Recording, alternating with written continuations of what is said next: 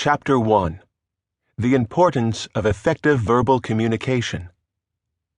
When you talk, you give yourself away. You reveal your true character in a picture which is more true and realistic than anything an artist can do. Dr. Ralph Smedley, Founder, Toastmasters International.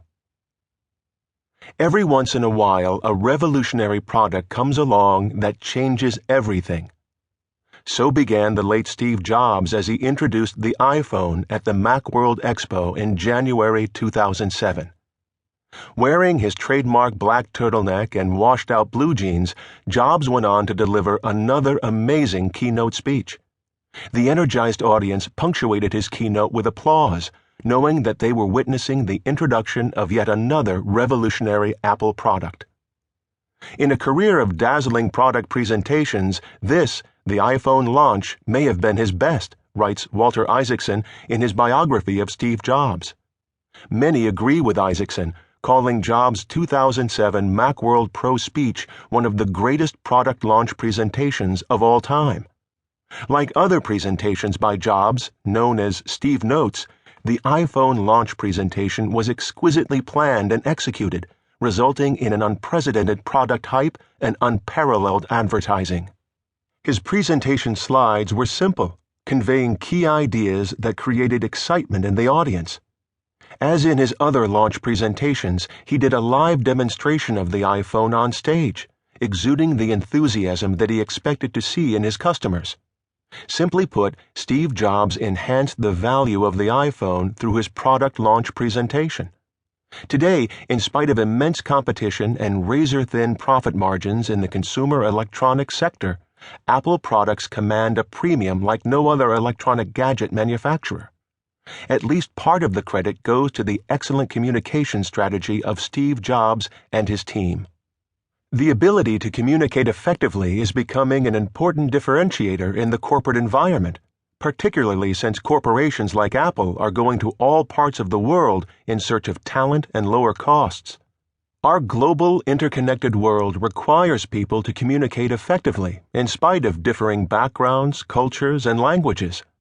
Recent research published in January 2012 on the Harvard Business Review blog shows strong communication skills to be one of the 9 traits exhibited by successful global leaders.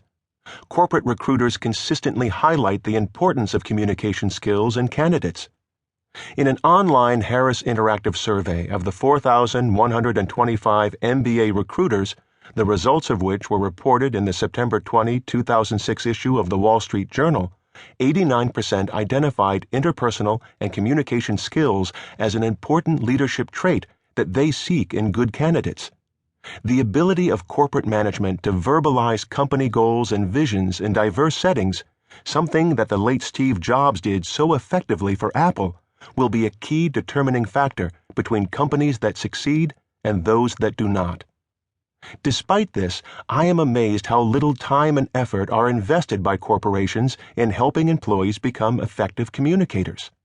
Elaborate training programs exist to enable technical growth and business leadership development, but few programs, if any, target the oratory skills of employees. The training programs that are communication-focused typically teach a few tricks or tools to make messages stick.